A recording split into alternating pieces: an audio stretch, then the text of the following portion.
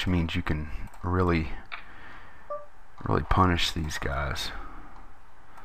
You can play a little looser pre-flop and try and make it up post-flop with the big stacks. Win a big pot with a creative hand.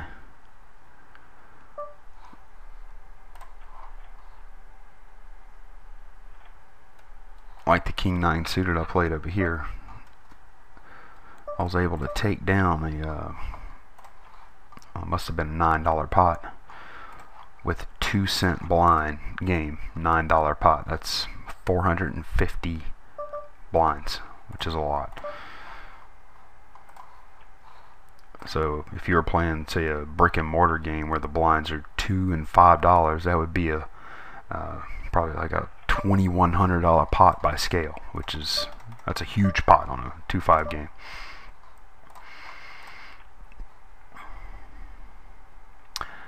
So big pots are good. Let's see what Euro's going to do to my continuation bet.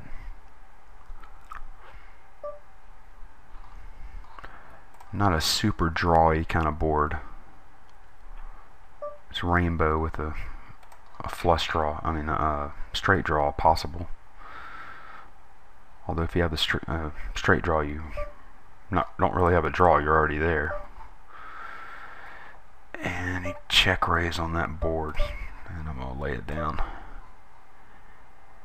Okay, let's go ahead. This is something else I like to do, is abuse the short stacks. He puts in a raise, and I'm going to make it to where he has to put all his chips in right now. I think I probably have the best hand right now anyway. Or there's a good chance I do. I don't really think I do. Looks like I'm falling behind on these games. Let's see, check there, fold.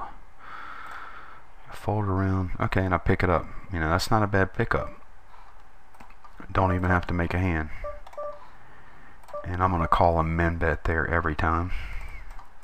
My jacks, they're not good, but they might get good. Like he's min betting here. Never folding to that. Flop top pair. Okay. Look, I have a gut shot straight flush draw. There. I'm gonna fold here. I can't be good. Yeah, I'm not. And I'm never folding this hand. Well, I will fold the hand to an all-in wager or something like that, but pretty hard to fold that. Check, check, and he won. Outkicked. And I've got a heart draw here to go with my 2 pair. And then I fill up. I forgot, I said heart draw, but I meant boat draw. Make a bet he can call. There you go. Alright, call and muck. One of my favorite things to see my opponents do, the old call muck.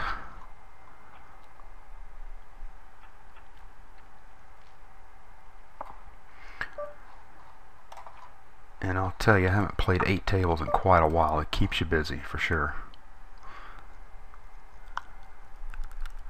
Beep, beep, beep.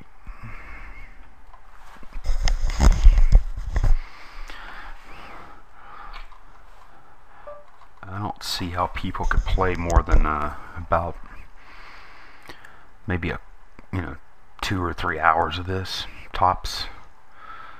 I think I might be able to play about a max of 2-hour session. We get kind of out of line here. Putting in a big raise. And look, I end up heads up and I flop a set. And they never see that coming. He's gonna think I have a big pair and probably fold unless he hits something there. That's the shitty part. Yeah. See, I tricked myself into no action. I represented a big pair and flop an even bigger hand. Can't get action. And I'm not playing king jack to a 4x raise against a 38-cent stack.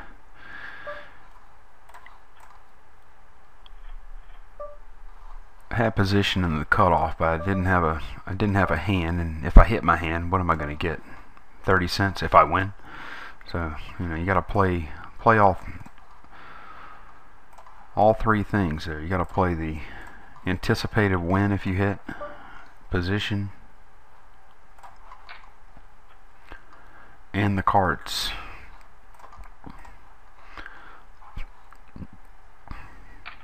And if you think King Jack offsuit is a good hand, then it's time to go back to the books. And this is a nice little hand here. Flop the gut shot with the flush draw. And I gotta fold this. Fold this. Took that down without hitting it.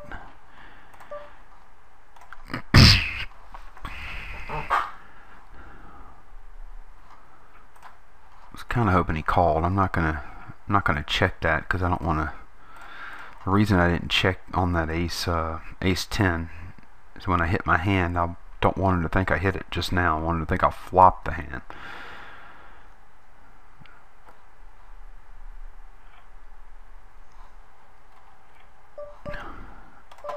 Or just take the hand down if he feels like folding. That's always welcome, I guess.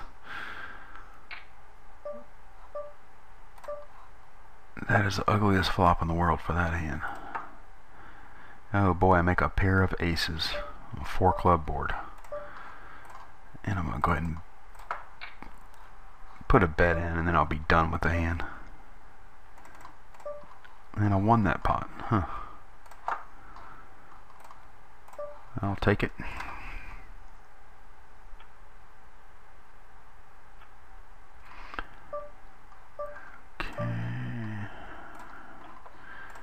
Pretty easy decision so far. The only only tough one I had was that hand with the aces against the guy that flopped the set of kings. But I pretty much determined from when we got heads up I was sticking my money in regardless.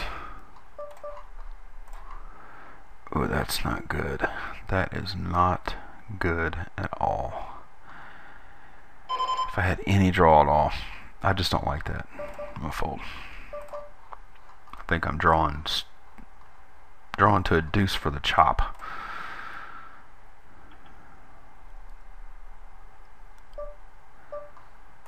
That check raise on the turn scared the hell out of me. Okay, I'm raising lots and lots of hands from the button. And we'll go ahead and put a bet in.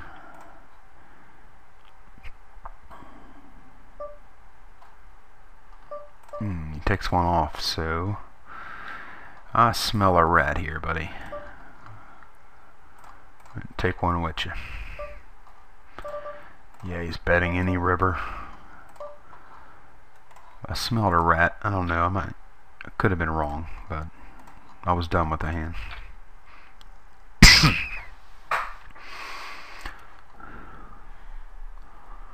Sometimes you get a bad feeling, and sometimes you should go with that bad feeling. I don't necessarily believe in intuition, but I do believe in the subconscious gathering of pieces of evidence you might not even be conscious of that you're gathering and assimilating those small pieces of evidence into a logical conclusion that you mistake for intuition or a feeling. And sometimes that so-called intuition is pretty strong. And more times than not, you get that feeling and you're a rational human being. You're right. That's why that's where the old saying, go with your gut, comes. Now that obviously doesn't apply to thinking a particular card's going to hit the river or something like that, but let's see, check.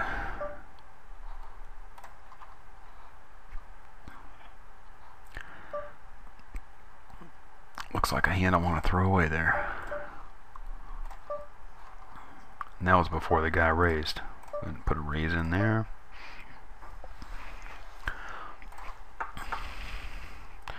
I make a pair of aces on a bad board. Take a flop on the button. He bets 2 cents.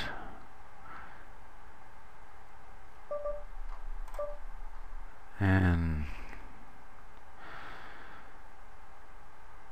I'll call. Show me the king. No. Okay. Split pot. Not really a good call.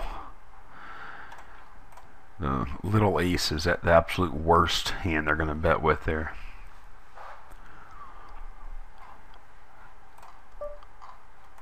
It's 2 cents into like a 8-cent pot. Not really worth it.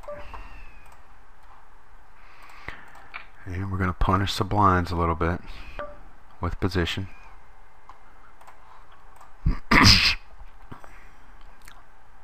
Try and take control of the hand. And took all the hand. That's pretty tight when you see a under the gun guy under the gun limp in and then fold to 4 more cents. That's pretty tight.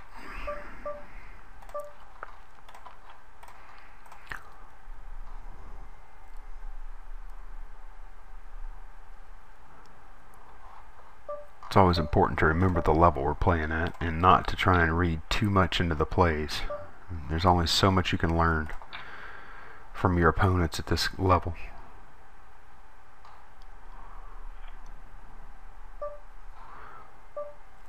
That's a heck of a hand. I'm gonna go ahead and check. I'm gonna check call that. Don't see too many bets I'm going to lay down to. They'd have to almost have to shove. Not quite, but they'd almost have to shove in. Maybe I should have put some money in the pot. Juice it a little bit.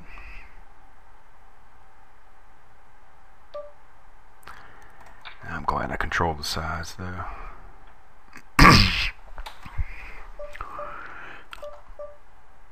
Okay, now I make a pair of 5s.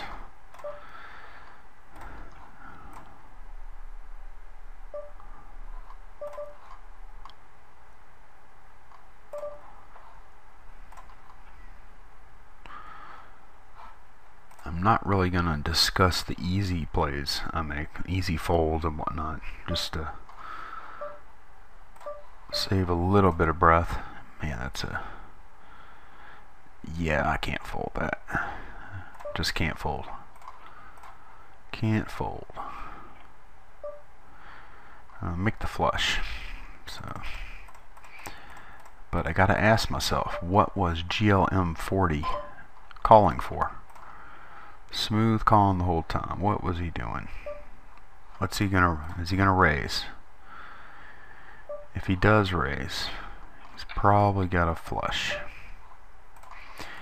And if he has a flush, there's a real good chance it's bigger than mine. This guy raises, he's getting called. He's considering folding if he raises. Can't fold to him. He calls. Okay. Excellent.